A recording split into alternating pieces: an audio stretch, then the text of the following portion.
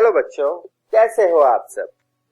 एक बार फिर से आप सभी का स्वागत है बिहार सरकार के मेरा दूरदर्शन मेरा विद्यालय कार्यक्रम में।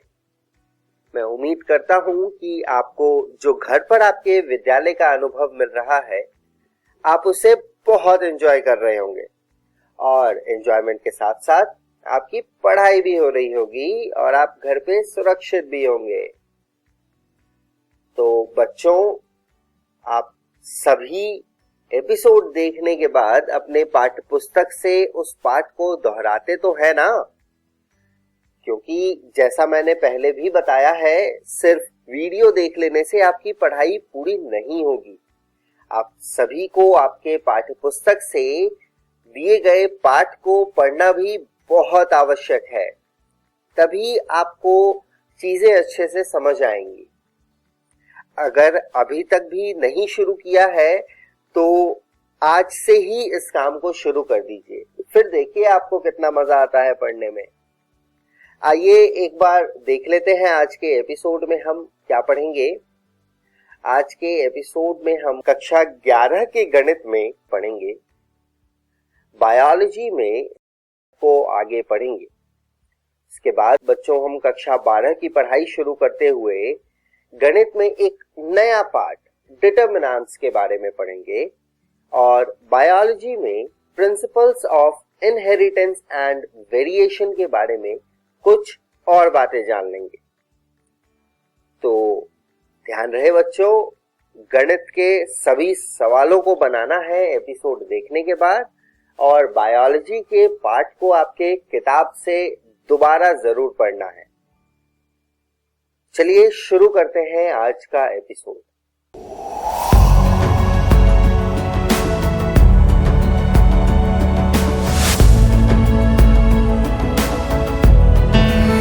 हेलो इंडिया, नमस्कार।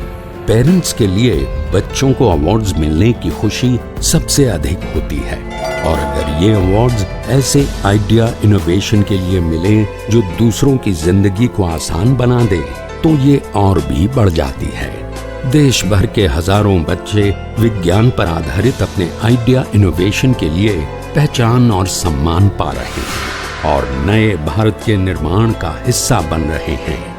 आप भी 6ठी से 10वीं कक्षा में पढ़ रहे अपने बच्चों को DST और NIF द्वारा आयोजित इंस्पायर अवार्ड्स मानक में भाग लेने के लिए प्रेरित करें। अधिक जानकारी के लिए गूगल करें इंस्पायर अवार्ड्स मानक।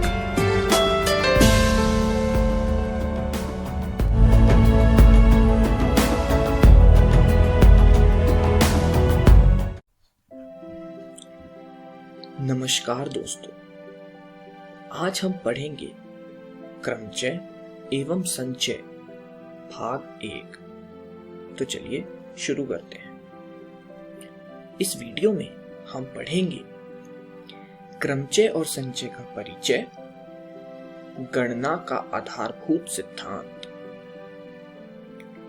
मान लीजिए हमारे पास 3 पेंटे हैं जिसे हम P1, P2 तथा P3 से संबोधित करेंगे और 2 शर्टें हैं जिसे हम S1 तथा S2 से संबोधित करेंगे। अब हमें यह ज्ञात करना है कि इन 3 पैंटों और 2 शर्टों को हम कितने प्रकार से पहन सकते हैं, यानी इनको धारण करने के कितने तरीके हो सकते हैं। तो P1 पैंट को हम S1 शर्ट तथा S2 शर्ट के साथ पहन सकते हैं। तो जो कॉम्बिनेशन बनेगा वह होगा P1 S1 तथा P1 S2। ठीक उसी प्रकार P2 पैंट को हम S1 शर्ट के साथ पहन सकते हैं और S2 शर्ट के साथ पहन सकते हैं। तो वो बनेगा P2 S1 तथा P2 S2। उसी प्रकार P3 पैंट को भी हम S1 शर्ट तथा S2 शर्ट के साथ पहन सकते हैं, जो कि बनेंगे P3 S1 और P3 S2। अब यहाँ यदि आप इन सभी संभावनाओं को गिनेंगे तो यह कुल 6 संभावनाएं होंगी। अब दोस्तों, यहां एक और तरीका है जिससे हम कुल संभावनाएं निकाल सकते हैं। यानी हमें बस पैंटों की संख्या है 3 तथा शर्टों की संख्या है 2, तो कुल संभावनाएं हम 3 गुणा 2 हैं, जो कि आएंगी 6। अब दोस्तों, जैसा कि आप इस चित्र में देख सकते हैं, यहां एक सूट को धारण करने के लिए शर्ट और कोट की कुल संभावनाएं हुई 6। अब दोस्तों, आइए इसी पैंट और शर्ट वाले उदाहरण से हम गणना के आधारभूत सिद्धांत को देखते हैं। गणना का आधारभूत सिद्धांत: यदि एक घटना n तरीकों से घटित हो रही है, दूसरी घटना m तरीकों से घटित हो रही है तथा एक तीसरी घटना p तरीकों से घटित हो रही है, तो तीनों घटनाओं के घटने के कुल विभिन्न तरीके होंगे m into n into p, यानी तीनों को गुणा कर दीजिए, वह बनेगा गणना का आधारभूत सिद्धांत। आइए इसी पर एक उदाहरण देख लेते हैं। उदाहरण है, शब्द रोज ROSE के अक्षरों से बनने वाले 4 अक्षरों के अर्थपूर्ण या अर्थहीन शब्दों की संख्या ज्ञात कीजिए, जबकि अक्षरों की पुनरावृत्ति की अनुमति नहीं है। अब रोज यानी 4 खाली स्थान, 1, 2, 3 और 4, तो पहला रिक्त स्थान भरने के लिए हम चारों में से कोई भी शब्द ले सकते हैं। तो पहला रिक्त स्थान भरने में 4 शब्द आ गए। अब क्योंकि शब्दों की अनुमति नहीं है, तो दूसरा स्थान भरने के लिए 3 शब्द आएंगे। अब क्योंकि 2 शब्द आ चुके हैं, तो तीसरा स्थान भरने के लिए बच गए 2 ही शब्द और आखिरी स्थान के लिए बचा 1 शब्द। तो अब पहला रिक्त स्थान भरने के तरीके 4, दूसरा रिक्त स्थान भरने के तरीके 3, तीसरा रिक्त स्थान भरने के तरीके 2 तथा चौथा रिक्त स्थान भरने के तरीके 1। गणना के आधारभूत सिद्धांत के अनुसार कुल शब्दों की संख्या हुई 4 गुणा 3 गुणा 2 गुणा 1, यानी 24। इस वीडियो में हमने सीखा क्रमचय और संचय का परिचय, गणना का आधारभूत सिद्धांत। अगली वीडियो में हम पढ़ेंगे क्रमचय तथा क्रमचय जब सभी वस्तुएं भिन्न भिन्न हैं और क्रमगुणित संकेतन। धन्यवाद दोस्तों।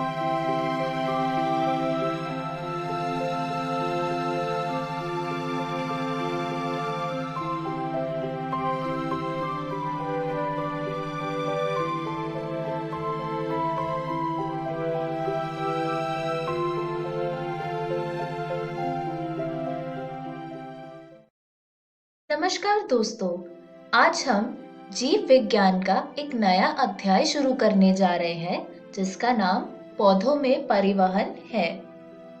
इस वीडियो में हम पढ़ेंगे इसका परिचय और परिवहन के माध्यम। जब हम पदार्थों के परिवहन की बात करते हैं तो सबसे पहले हमें यह परिभाषित करना आवश्यक होता है कि हम किस प्रकार की गति और किन पदार्थों की चर्चा कर रहे हैं। पुष्पीय पदार्थों में जिन पदार्थों का परिवहन होता है उनमें जल, खनिज पोषक, कार्बनिक पोषक एवं पौधों की वृद्धि नियामक मुख्य है। कम दूरी तक पदार्थों की गति, प्रसरण व साइटोप्लाज्मिक धारा सक्रिय परिवहन की मदद से हो सकता है। लंबी दूरी के लिए परिवहन जाइलम तथा फ्लोएम द्वारा संपन्न होता है और इसे स्थानांतरण कहते हैं। परिवहन के माध्यम। पौधों में परिवहन के 3 माध्यम होते हैं। पहला है विसरण, दूसरा सुसाध्य विसरण, तीसरा सक्रिय परिवहन। अब हम इनके बारे में एक एक करके समझेंगे। विसरण।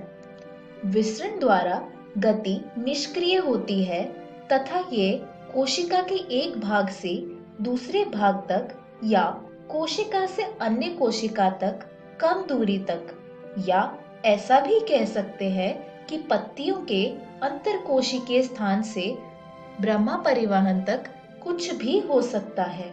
इसमें ऊर्जा का व्यय नहीं होता है। विसरण में अणु अनियमित रूप से गति करते हैं। परिणाम स्वरूप पदार्थ उच्च सांद्रता से निम्न सांद्रता वाले क्षेत्र में जाते हैं। विसरण एक धीमी प्रक्रिया है, वह जीवित तंत्र पर निर्भर नहीं करती। विसरण गैस द्रव में स्पष्ट परिलक्षित होता है, जबकि ठोस में ठोस का विसरण कुछ अंश तक ही संभव है। पौधों के लिए विसरण अत्यंत ही महत्वपूर्ण है क्योंकि पादप शरीर में गैसीय गति का ये अकेला ही माध्यम है। विसरण की दर, सांद्रता, प्रवणता किन किन कारकों द्वारा प्रभावित होता है? उन्हें अलग अलग करने वाली झिल्ली का पारगम्यता, ताप और दाब से प्रभावित होती है। अब हम पढ़ेंगे सुसाध्य विसरण के बारे में। जैसा पहले बताया गया है कि विसरण उत्पन्न करने के लिए प्रवणता का पहले से ही उपस्थित रहना अत्यंत आवश्यक है। विसरण की दर पदार्थों के आकार पर निर्भर करती है। ये तो पहले से ही स्पष्ट है कि लघु पदार्थ तेज गति से विसरण करते हैं। किसी भी पदार्थ का विसरण झिल्ली के प्रमुख सहभागी लिपिड में घुलनशील पर निर्भर करता है। लिपिड में घुलनशील पदार्थ झिल्लिका के माध्यम से तेजी से विसरित होता है। जिस पदार्थ का अंश या मोइटी जलरागी होता है वह झिल्लिका के आर पार कठिनाई से गुजरता है, अतः उनकी गति को सुगम बनाने की आवश्यकता होती है। ऐसे अणु को आर पार करने के लिए झिल्लिका प्रोटीन स्थान उपलब्ध कराती है। वे सांद्रता प्रवणता स्थापित नहीं कर पाते, जबकि अणुओं के विसरण के लिए सांद्रता प्रवणता निश्चित तौर पर पहले से ही उपस्थित होनी चाहिए, भले ही उनके प्रोटीन से मदद मिल रही हो। यह प्रक्रिया को हम सुसाध्य विसरण कहते हैं।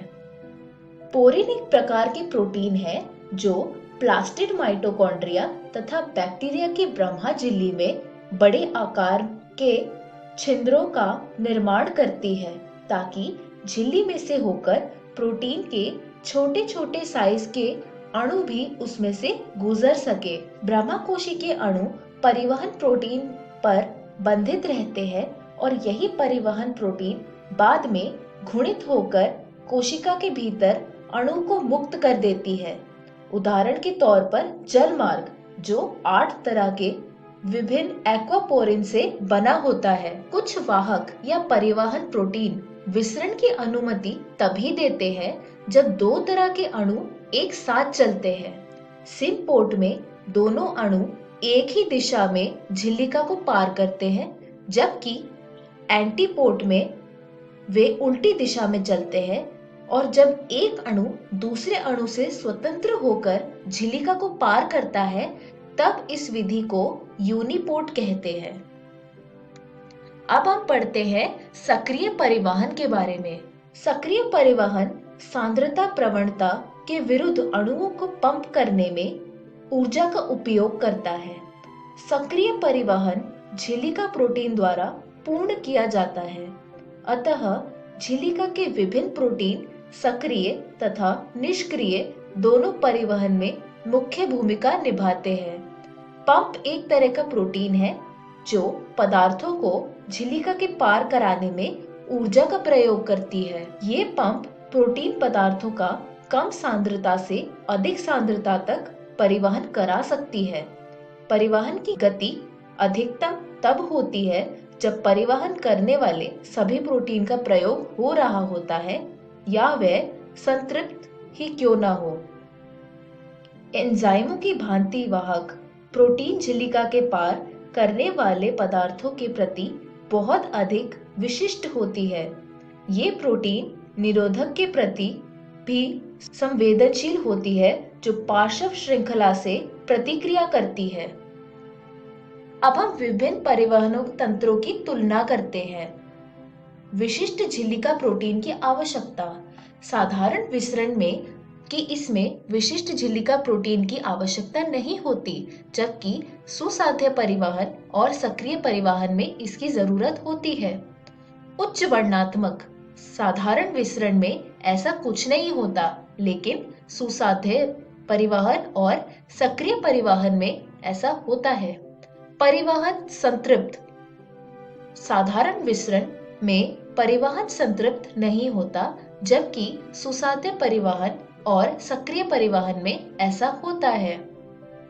अपहिल परिवहन। साधारण विसरण और सुसाध्य परिवहन में अपहिल परिवहन नहीं होता है, लेकिन सक्रिय परिवहन में अपहिल परिवहन होता है, क्योंकि इसमें प्रोटीन पदार्थों का कम सांद्रता से अधिक सांद्रता तक परिवहन करा सकते हैं। एटीपी ऊर्जा की आवश्यकता। साधारण विसरण और सुसाध्य परिवहन में एटीपी की आवश्यकता नहीं होती है। इसमें एटीपी का व्यय नहीं होता है, लेकिन सक्रिय परिवहन में एटीपी की आवश्यकता होती है। इस वीडियो में हमने सीखा परिचय और परिवहन के माध्यम। अगली वीडियो में हम पढ़ेंगे पादप जल संबंध, जल विभव, परासरण, जीव द्रव्य कुंचन और अंतःशोषण। धन्यवाद।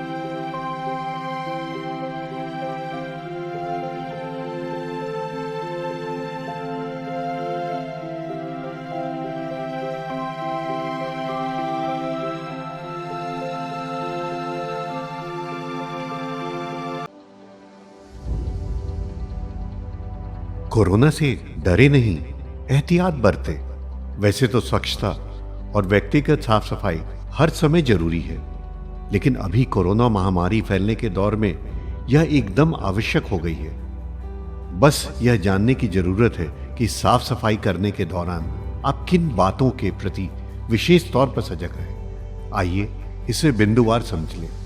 हाथ को अच्छी तरह से साबुन पानी या हैंड वॉश से कम 20 सेकंड तक धोएं या अल्कोहल सैनिटाइजर से साफ करें। होटल या किसी कार्यालय में जाएं तो वहां उपलब्ध हैंड वॉशिंग प्रोटोकॉल के अनुसार अपने हाथों को साफ करें। कोरोना संक्रमित या कोरोना संदिग्ध व्यक्ति या खांस छींक रहे व्यक्ति से कम 1 मीटर की दूरी बनाए रखें।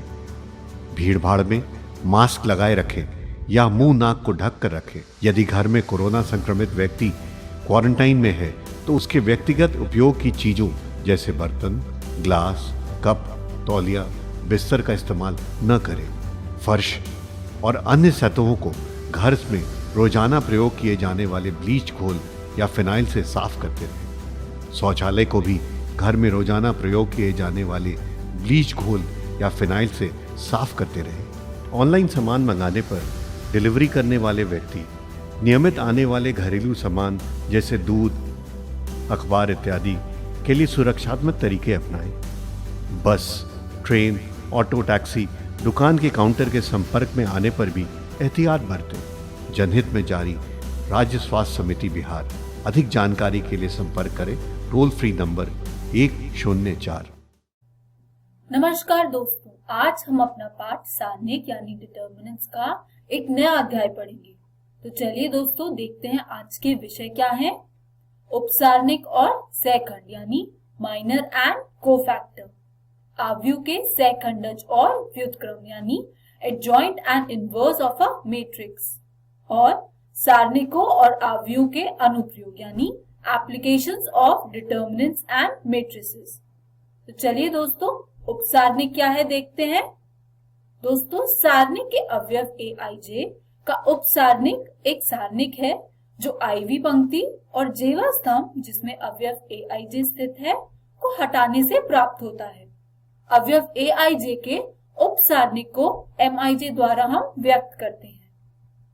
और एक बात दोस्तों, n क्रम n यहाँ 2 से अधिक या 2 के बराबर है कि सारणिक के अवयव का उपसारणिक n-1 क्रम का सारणिक होता है।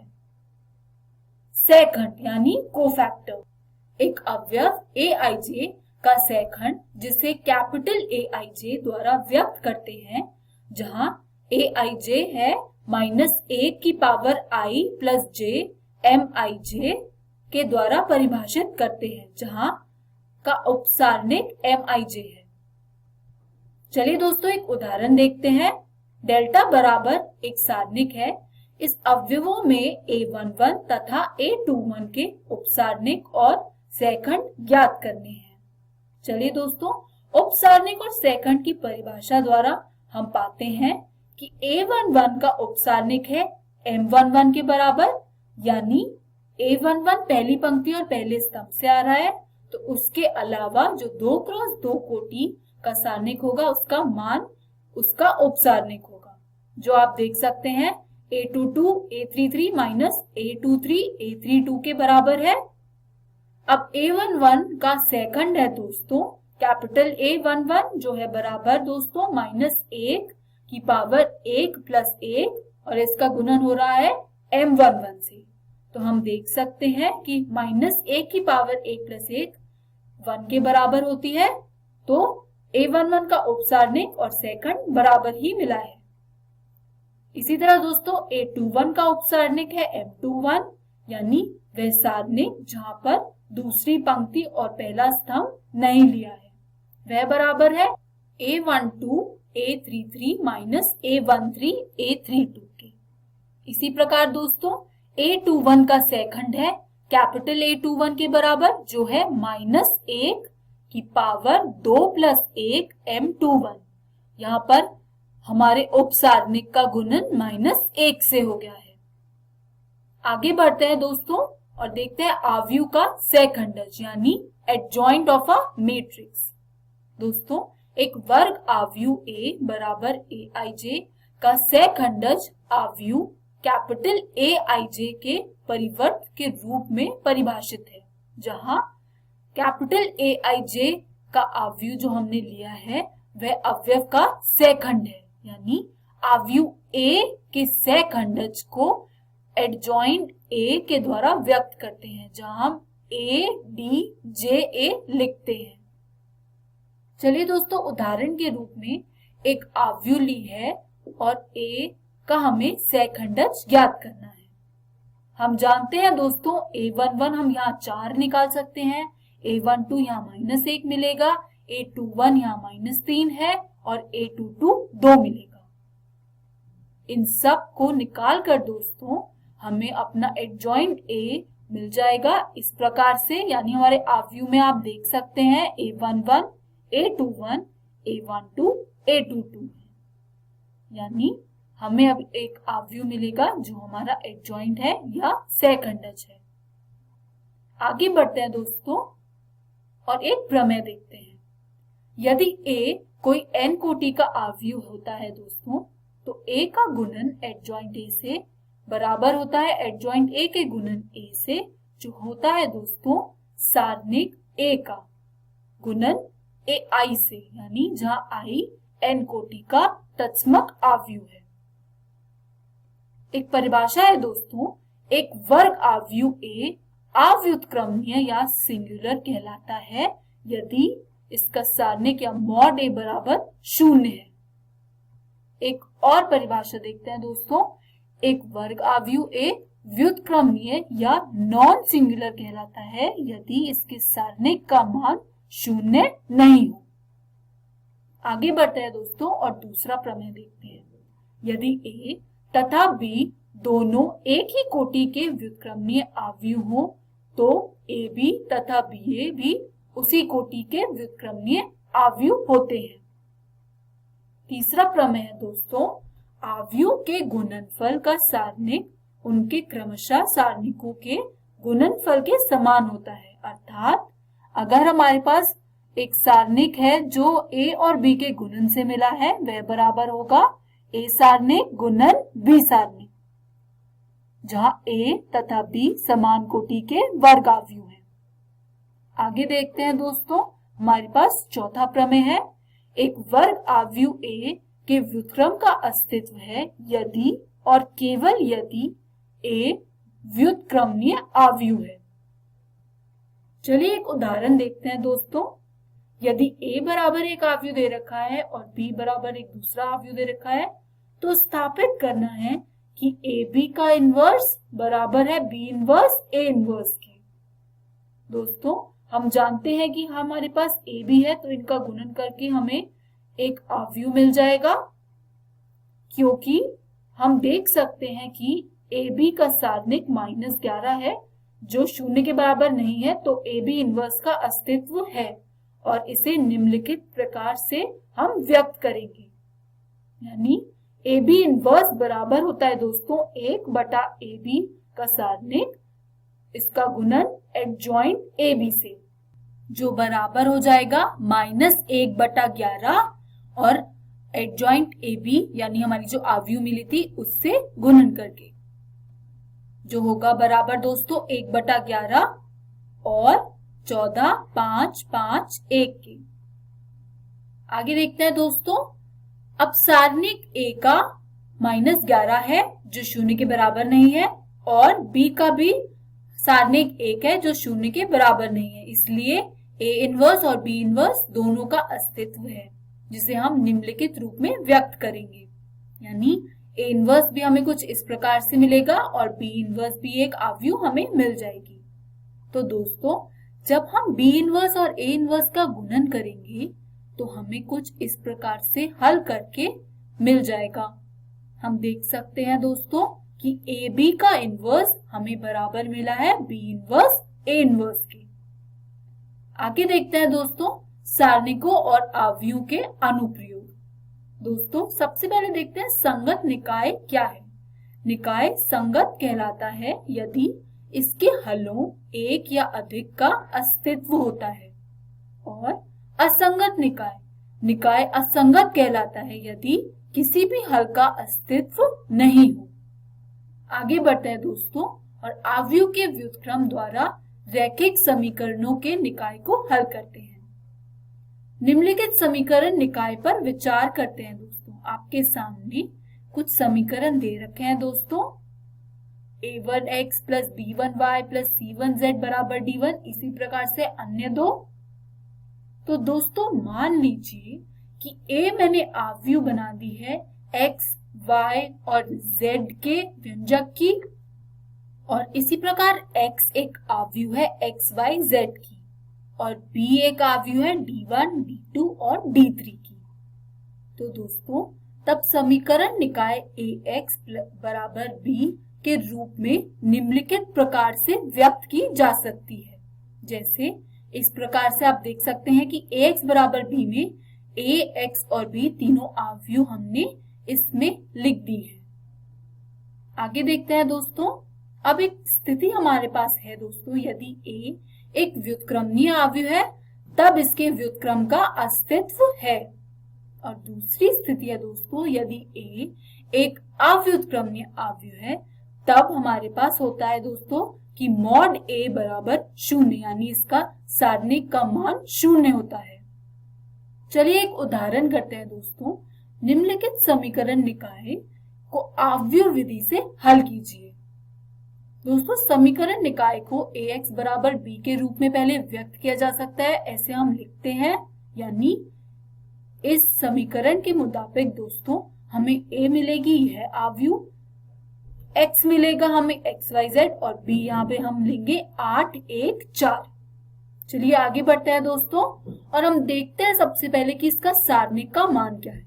इसका सारणिक का मान -17 है जो 0 के बराबर नहीं है, तो हम a व्युत्क्रमणीय कह सकते हैं और इसके व्युत्क्रम का अस्तित्व होगा।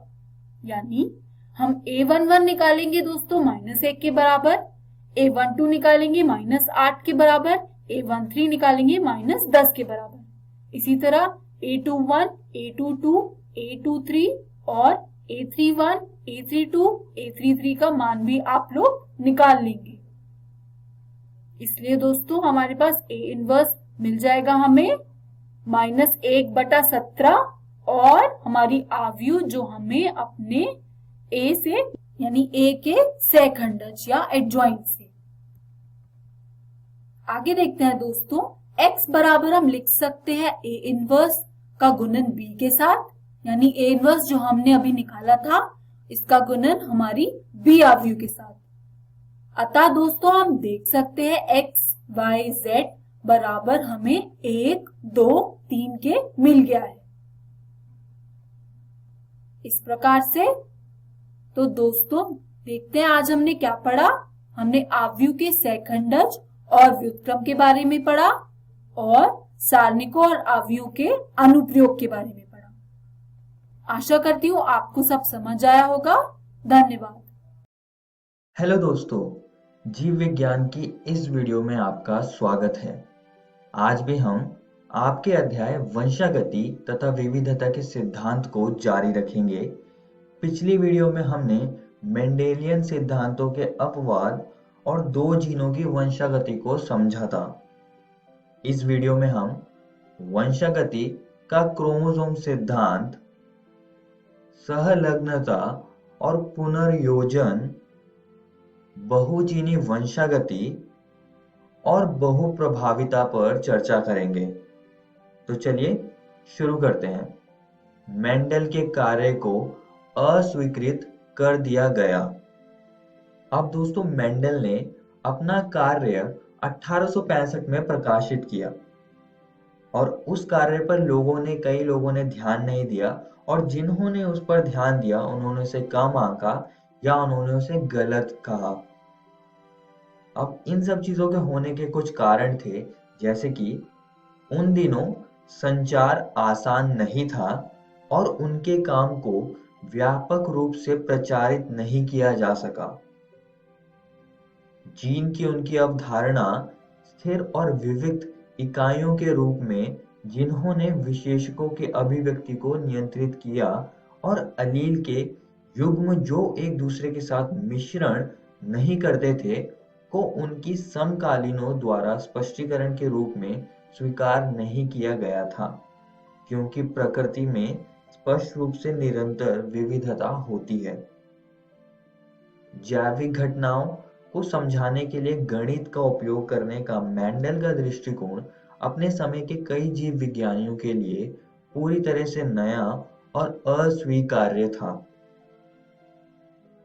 वह कारकों के अस्तित्व या वे किस सामग्री द्वारा बनाई गई थी उसका कोई भौतिक प्रमाण प्रदान नहीं कर सका। आइए दोस्तों अब आगे बढ़ते हैं और वंशागति का क्रोमोसोम सिद्धांत को समझते हैं। अब धीरे धीरे माइक्रोस्कोपी की तकनीक में प्रगति हो रही थी और आज के समय में हमारे पास इलेक्ट्रॉन माइक्रोस्कोप है जो कि बहुत ही सूक्ष्म चीजों को देखने में बहुत मदद करता है। इन्हीं कुछ तकनीकों की प्रगति की वजह से वैज्ञानिकों ने कोशिका विभाजन को बहुत अच्छे से समझा और उन्होंने देखा कि केंद्रक के अंदर एक संरचना है जो कि द्विगुणित है और विभाजन के समय विभाजित होती है। उसे उन्होंने क्रोमोसोम यानी कि गुणसूत्र कहा। इस संरचना के पास डीएनए होता है और ये हिस्टोन प्रोटीन के पास टाइटली पैकेज होता है और इसके पास जीन्स भी होते हैं। अब दोस्तों 1908 में दो शख्स आए जिनमें से पहले का नाम था वॉल्टर सटन और दूसरे का नाम था थियोडोर बोवेरी। इन्होंने अलग अलग काम किया और इन्होंने ही वंशागति का क्रोमोसोम सिद्धांत को प्रस्तावित किया। तो चलिए अब देख लेते हैं कि वंशागति का क्रोमोसोम सिद्धांत क्या है और ये कैसे आई। अब जो वॉल्टर सटन थे जो कि एक जेनेटिसिस्ट और फिजिशियन थे, ये शख्स टिड्डे पर काम कर रहा था और इन्होंने पाया कि गुणसूत्र जोड़ों में होते हैं और मियोसिस के समय अलग अलग हो जाते हैं।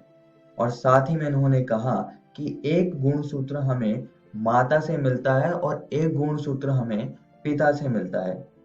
यही गुणसूत्रों का मियोसिस में अलग होना शायद मेंडल के वंशागति के नियमों की स्पष्टीकरण दे रहा है। और उसी समय के आसपास एक और शख्स आया जिसका नाम था थियोडोर बोवेरी। उन्होंने सी अर्चिन पर काम कर रहे थे वो, और इन्होंने पाया कि उचित भ्रूण विकास के लिए सारे के सारे गुणसूत्रों के जोड़े मौजूद होने बहुत जरूरी थे। और दोस्तों इन दोनों के कार्यों की वजह से ही वंशागति का क्रोमोसोम सिद्धांत आया। आइए अब जान लेते हैं इस सिद्धांत के मुख्य विशेषता क्या क्या है।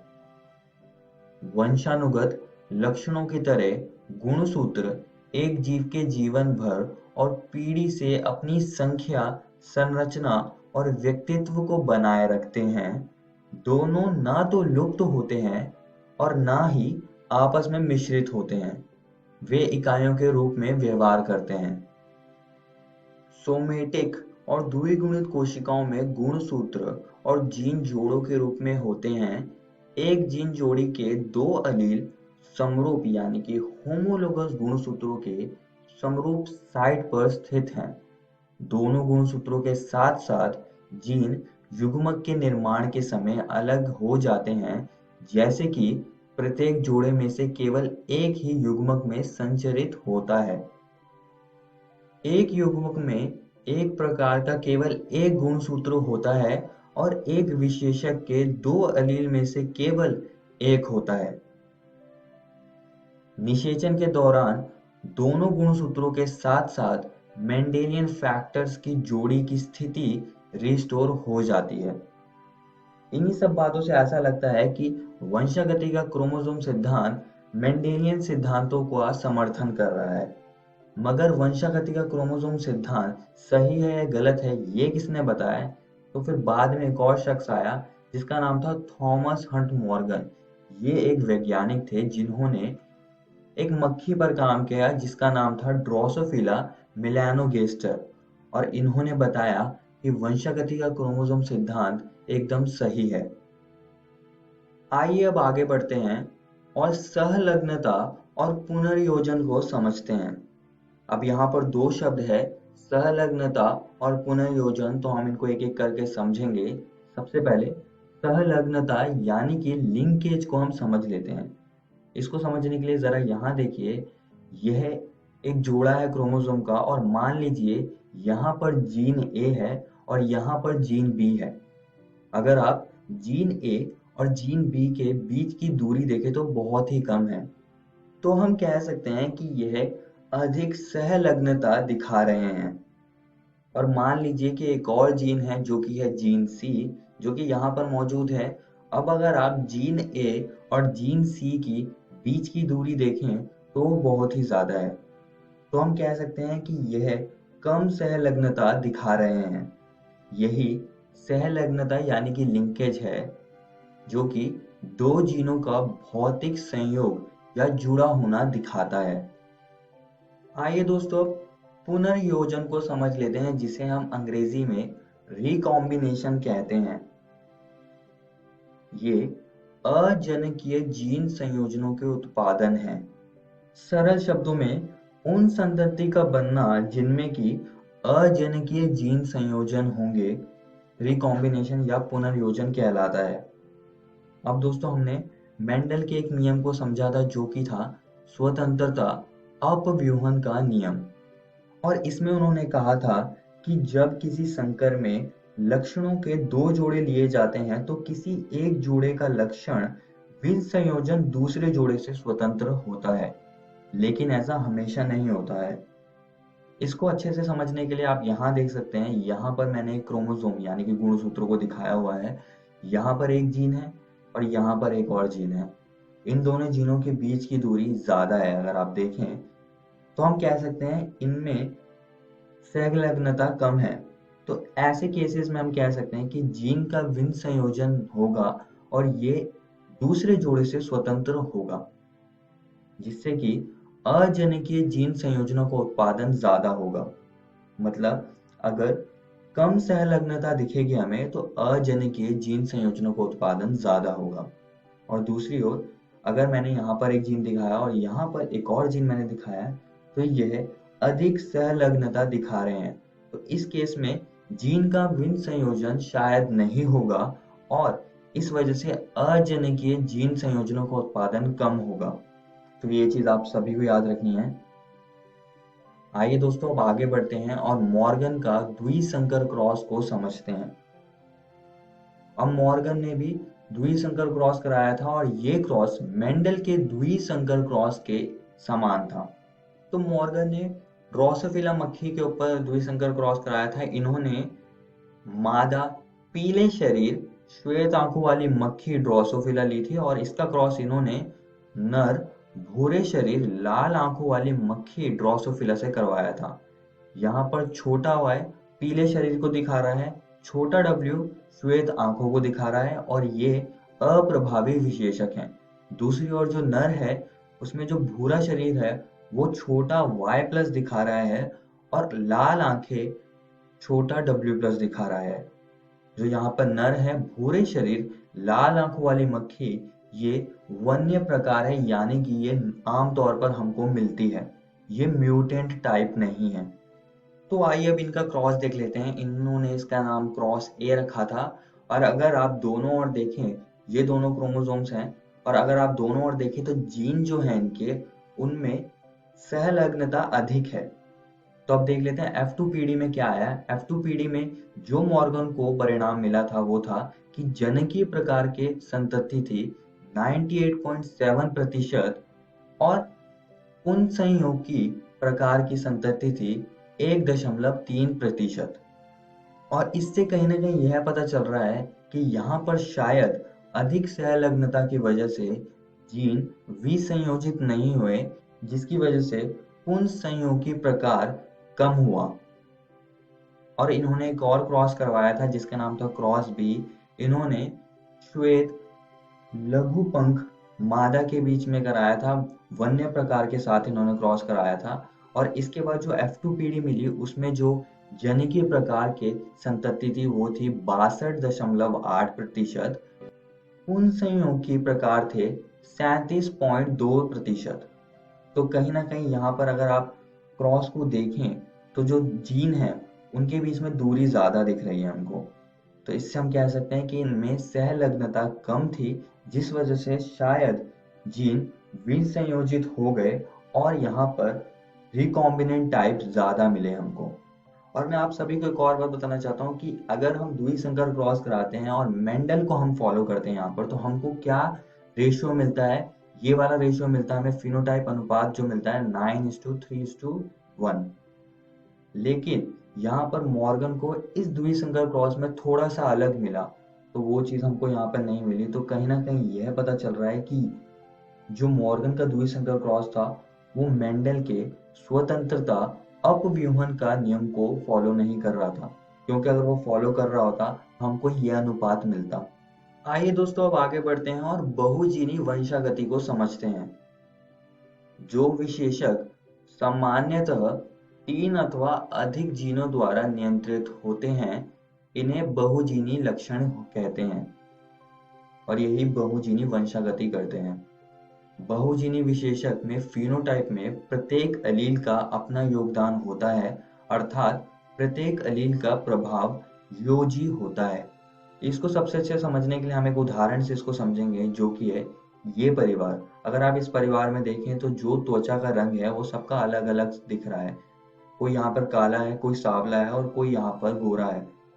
तो ये इसका बहुत अच्छा उदाहरण है। और अगर हम इसको थोड़ा विस्तार से देखें तो मान लीजिए कि बड़ा ए, बड़ा बी, बड़ा सी, ये जो एलील हैं ये मानव में त्वचा रंग को नियंत्रित कर रहे हैं और ये प्रभावी हैं, जो कि गहरा त्वचा रंग का लक्षण दिखा रहे हैं। और दूसरी ओर एलील छोटा ए, छोटा बी, छोटा सी, ये अप्रभावी हैं और ये हल्का त्वचा रंग का लक्षण दिखा रहे हैं। तो अगर किसी व्यक्ति के पास प्रभावी एलील होंगे, जैसे कि बड़ा ए, बड़ा ए, बड़ा बी, बड़ा सी, अगर ये प्रभावी एलील होंगे तो उसका रंग गहरा होगा। और अगर किसी व्यक्ति के पास सारे अप्रभावी एलील हैं, जैसे कि यहाँ पर है, तो उसका रंग हल्का होगा। और अगर किसी व्यक्ति के पास ये दोनों ही एलील हैं तो उसका रंग इंटरमीडिएट यानी कि इन दोनों के बीच का कुछ होगा, जैसे कि सांवला यहाँ पे हम कह सकते हैं। आइए दोस्तों आगे बढ़ते हैं और बहुप्रभाविता को समझते हैं। एक एकल जीन अनेक दृश्य प्रारूप यानी कि फिनोटाइप लक्षणों को प्रकट कर सकता है। ऐसे जीन को बहुप्रभावी जीन कहते हैं और यही जीन बहुप्रभाविता करते हैं। इस वीडियो में हमने वंशागति का क्रोमोसोम सिद्धांत पढ़ा, जिसमें कि हमने कुछ वैज्ञानिकों के बारे में पढ़ा और देखा कि ये कैसे आया, और साथ ही में हमने सहलग्नता और पुनर्योजन को भी समझा, और हमने बहुजीनी वंशागति, और आखिरी में हमने बहुप्रभाविता पर चर्चा करी। और दोस्तों मैं आप सभी को एक और बात बताना चाहता हूँ कि आज हमने आपकी एनसीईआरटी किताब के इन टॉपिक्स को खत्म कर लिया है। आप इनको जरूर घर से किताब से पढ़कर आइएगा। अगली वीडियो में हम लिंग निर्धारण और उत्परिवर्तन यानी कि म्यूटेशन को समझेंगे। धन्यवाद।